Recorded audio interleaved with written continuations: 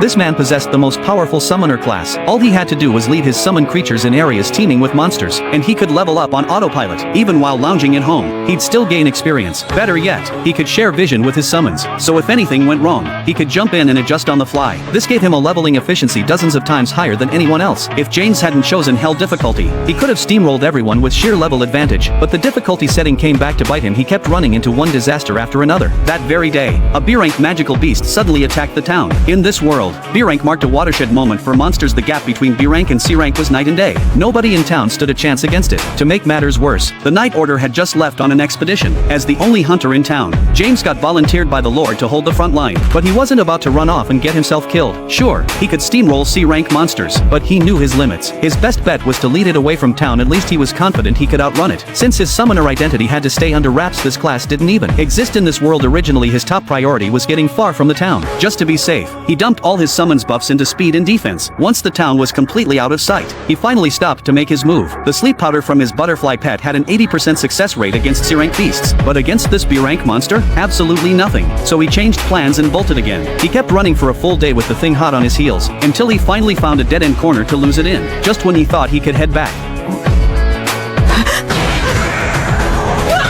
the creature proved way too persistent. This cat and mouse game dragged on for 3 days and nights straight. By the time he stumbled back to town, he'd completely burned through his stamina and passed out cold. When he came to the next day, the Lord's daughter and the butler were waiting by his bedside, dying to know how he'd survived. James glossed over most of the details and chalked it all up to dumb luck. The Lord bought it without question, since James had protected the entire town. He rewarded him with 20 gold coins, exactly what James needed most right now. With that cash, he could finally upgrade his gear. While the Lord believed his story, the Knight Captain looked skeptical as hell. Escaping from a B-rank beast's clutches couldn't possibly be that simple. With the Lord's reward money in hand, James first bought a mithril longsword. This weapon massively boosted his attack power. Those iron ants he couldn't even scratch before? Now one light slash and he could extract their magic stones. Just like that, another year flew by. The Lord's eldest son, Carter, returned from the academy once again challenged James to a duel. But to his disappointment, James's strength hadn't improved much, or more accurately, Carter had gotten way stronger. Even though